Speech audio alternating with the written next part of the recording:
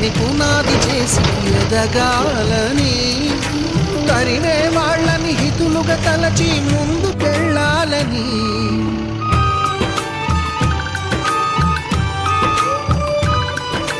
కన్నుల నీటిని కలల సాగుకై వాడుకోవాలని, కాల్చే నిప్పుని ప్రమిదగా మలచి కాంతి పంచాలని.